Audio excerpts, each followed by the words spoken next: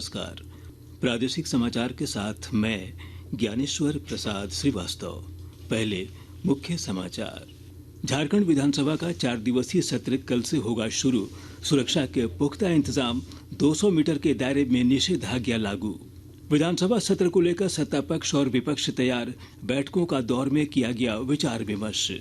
चाईबासा में डीजीपी अनुराग गुप्ता ने की नक्सल अभियान की समीक्षा बैठक। कहा, झारखंड जल्द होगा नक्सल मुक्त। ग्रामीणों ने चलाया ऑपरेशन सिंदरा। मौसम विभाग ने रांची समेत कई जिलों में बारिश का जताया पूर्वानुमान। किसानों को धान संग्रह कर लेने की दी सलाह। और सीनियर नेशनल कुश्ती प्रतियोगिता में झारखंड के पहलवान अमित गोप ने जीता रजत पदक। कुश्ती संघ ने दी बधाई। और अब समाचार विस्तार से। विधानसभा सत्र 9 दिसंबर से शुरू हो रहा है, जो 12 दिसंबर तक चलेगा। इस दौरान सुरक्षा व्यवस्था में किसी तरह की चूक न हो, इसको लेकर सुरक्षा के कड़े इंतजाम किए गए हैं। विधानसभा परिसर के 200 मीटर के दायरे में किसी तरह के जुलूस, रैली, प्रदर्शन, घेराव आयोजित नहीं किए जा सकेंगे। इसके मद्देनजर विधानसभा सत्र की अवधि के दौरान झारखंड विधानसभा परिसर के 200 मीटर के दायरे में निषेधाज्ञा जारी की गई है। विधानसभा सत्र को लेकर आज सत्ता पक्ष और विपक्ष के विधायकों की अलग अलग बैठकें हो रही हैं। कल से शुरू होने वाले इस सत्र में नवनिर्वाचित विधायकों द्वारा रणनीति बनाई जा रही है। इधर मुख्यमंत्री हेमंत सोरेन के आवास पर इंडी गठबंधन के झामुमो, कांग्रेस और राजद के विधायकों की बैठक हुई, जिसमें छठी विधानसभा के पहले सत्र को लेकर विचार विमर्श किया गया। भारतीय जनता पार्टी के प्रदेश अध्यक्ष सह पूर्व मुख्यमंत्री बाबूलाल मरांडी के नेतृत्व में रांची के नगड़ी में संगठन महापर्व सदस्यता अभियान की प्रदेश स्तरीय कार्यशाला का आयोजन किया गया।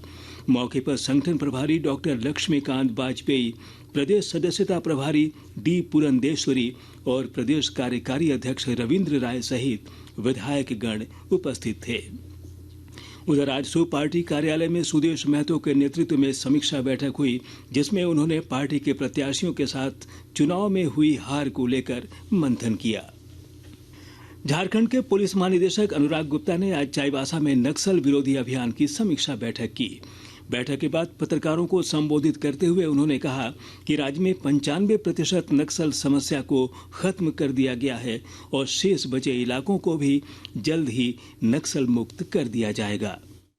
हमारे राज्य की 95% नक्सल समस्या समाप्त हो गई है। जो 4-5% बची है मात्र चाईबासा जिला में, उसको हम लोग खत्म करने का अभियान चला रहे हैं और हमारा प्रयास रहेगा कि जल्द से जल्द पूरे झारखंड राज्य को नक्सल मुक्त लोग करें। उसके जो विभिन्न पहलू हैं, चाहे वो इंटेलिजेंस है, चाहे वो ऑपरेशन है, चाहे वो व्यवस्था है, चाहे हमारे कैंप्स हैं, चाहे हमारे सीआरपी है, चाहे हमारे जवानों का मनोबल है, सभी बिंदुओं पर हम लोग ध्यान दे रहे हैं, सभी पर चर्चा हुई है।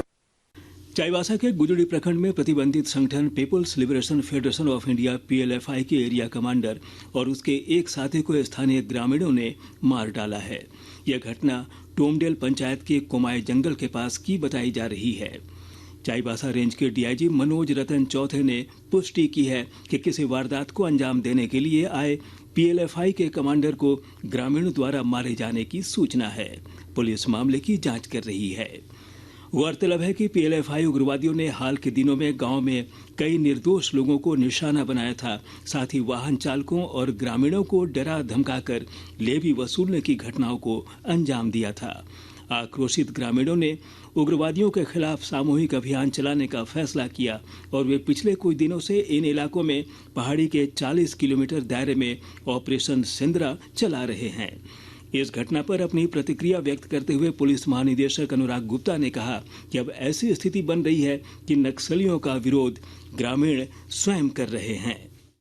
नक्सल तो नाम के रह गए, अपराधी है सभी। अगर गांव के लोगों को परेशान करेंगे तो गांव तो सामने आएंगे। और ये झारखंड में पहली बार नहीं हुआ है, और भी राज्य के कई जिलों में, कई थानों में, कई गाँव में नक्सल का विरोध गाँव के द्वारा किया गया। मुझे लगता है कि ये मुहिम और बढ़ेगी। आकाशवाणी के ताजा तरीन समाचारों के लिए आप हमारी वेबसाइट newsonair.gov.in पर लॉग ऑन कर सकते हैं। ताजा समाचार एक हैंडल @AIR न्यूज अलर्ट्स और Facebook page all India radio news पर भी उपलब्ध है। आप प्रादेशिक समाचार एकांश के एक हैंडल @AIR न्यूज _ और फेसबुक, इंस्टाग्राम पेज तथा YouTube channel AIR news Ranchi पर भी हमारे बुलेटिन सुन सकते हैं। प्रादेशिक समाचार आप आकाशवाणी रांची से सुन रहे हैं। पोलियो मुक्त भारत बनाए रखने के लिए राज्य के उच्च जोखिम वाले 7 जिलों में आज से पोलियो प्रतिरक्षण अभियान की शुरुआत हुई है। इन जिलों में बोकारो, देवघर, गिरिडीह, जामताड़ा, पाकुड़, रामगढ़ और साहेबगंज शामिल हैं। 10 दिसंबर तक चलने वाले इस अभियान में 0 से 5 वर्ष तक के बच्चों को पोलियो की खुराक दी जा रही है। देवघर जिले में 1415 बूथों के माध्यम से बच्चों को दवा पिलाई जा रही है। पाकुड़ जिले के उप विकास आयुक्त महेश कुमार संथालिया ने पुराना सदर अस्पताल परिसर में बच्चों को 2 बूंद खुराक पिलाकर इस अभियान का उद्घाटन किया और कहा कि अगले 2 दिन डोर टू डोर सर्वे होगा। इधर गिरिडीह उपायुक्त नमन प्रियस लकड़ा ने कहा कि गिरिडीह जिले में 4,91,000 से अधिक बच्चों को पोलियो की दवा पिलाई जाएगी। अभी भी हमारे पड़ोसी देशों में पोलियो का संक्रमण के कुछ केसेस पाए गए हैं, इसीलिए एहतियात के तौर पे झारखंड जिले में भी ऐसे 6-7 जिले हैं जिसमें हमारा जिला शामिल है। हमारे जिले के बच्चों को आज 8 दिसंबर को बूथ स्तर पे और कल और परसों 9 और 10 दिसंबर को डोर टू डोर सर्वे करके पोलियो ड्रॉप्स पिलाने का काम किया जाएगा। सीमा सुरक्षा बल आज 60वां स्थापना दिवस मना रहा है।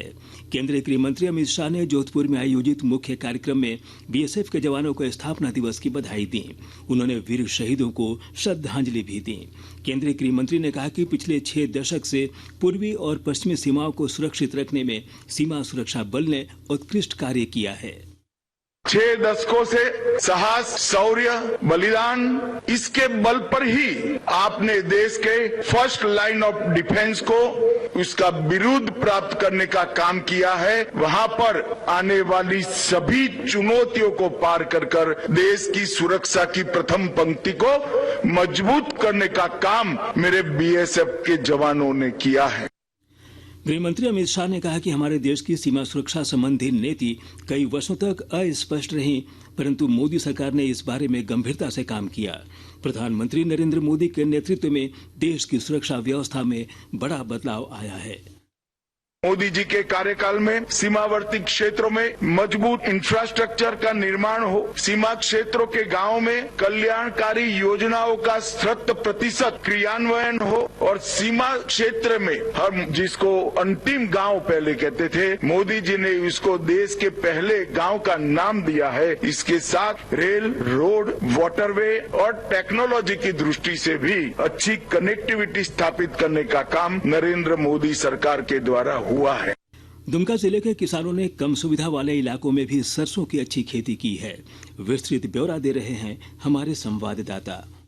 दुमका जिले के शिकारीपाड़ा प्रखंड की सीमानी जोड़ पंचायत के खिजुरिया, छातूपाड़ा आदि गांवों के किसानों ने पहाड़ी जमीन पर सरसों की खेती की है। किसानों ने बताया कि अक्टूबर में सरसों की खेती करने से सिंचाई की जरूरत नहीं के बराबर पड़ती है। मौसमी बारिश से ही सरसों की फसलों की सिंचाई हो जाती है। पहाड़ी जमीन होने के कारण बारिश का पानी नहीं ठहरता है, इससे सरसों की फसलों को नुकसान भी नहीं पहुँचता है। नवम्बर में हल्की बारिश होने और दिसंबर की शीत लहर से ही सरसों के पौधों की जल की आवश्यकता पूरी हो जाती है और सरसों की फसल तैयार हो जाती है। आर.के. नीरद, आकाशवाणी समाचार, दुमका। मौसम विभाग ने रांची, पलामू समेत राज्य के कई जिलों में आज और कल हल्की बारिश का पूर्वानुमान जताया है। रांची मौसम केंद्र के वैज्ञानिक अभिषेक आनंद ने बताया कि पश्चिमी विक्षोभ के प्रभाव के कारण कई जिलों में बारिश की संभावना है। उन्होंने किसानों को सलाह देते हुए कहा कि वे धान की फसल को सुरक्षित स्थान पर संग्रह कर लें।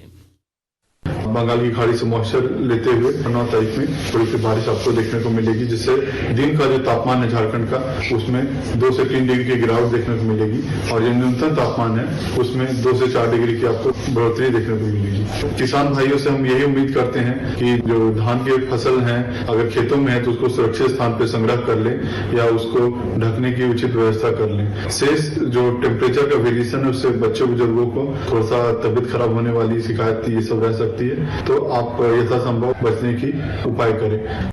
झारखंड के पहलवान अमित कुमार गोप ने सीनियर नेशनल कुश्ती प्रतियोगिता में रजत पदक जीत लिया है। 6 से 8 दिसंबर तक बेंगलुरु में आयोजित इस प्रतियोगिता में 77 किलोग्राम भार वर्ग में उन्होंने अपनी जीत दर्ज की। अमित कुमार की इस उपलब्धि पर भारतीय कुश्ती संघ और झारखंड कुश्ती संघ ने शुभकामनाएं दी हैं। और अब अंत में मुख्य समाचार एक बार फिर। झारखंड विधानसभा का 4 दिवसीय सत्र कल से होगा शुरू। सुरक्षा के पुख्ता इंतजाम, 200 मीटर के दायरे में निषेधाज्ञा लागू। विधानसभा सत्र को लेकर सत्ता पक्ष और विपक्ष तैयार, बैठकों का दौर में किया गया विचार विमर्श। चाईबासा में डीजीपी अनुराग गुप्ता ने की नक्सल अभियान की समीक्षा बैठक। कहा, झारखंड जल्द होगा नक्सल मुक्त। ग्रामीणों ने चलाया ऑपरेशन सेंद्रा। मौसम विभाग ने राज्य समेत कई जिलों में बारिश का जताया पूर्वानुमान। किसानों को धान संग्रह कर लेने की दी सलाह है। और सीनियर नेशनल कुश्ती प्रतियोगिता में झारखंड के पहलवान अमित गोप ने जीता रजत पदक। कुश्ती संघ ने दी बधाई। इसके साथ ही आकाशवाणी रांची से प्रादेशिक समाचार का ये बुलेटिन समाप्त हुआ। नमस्कार।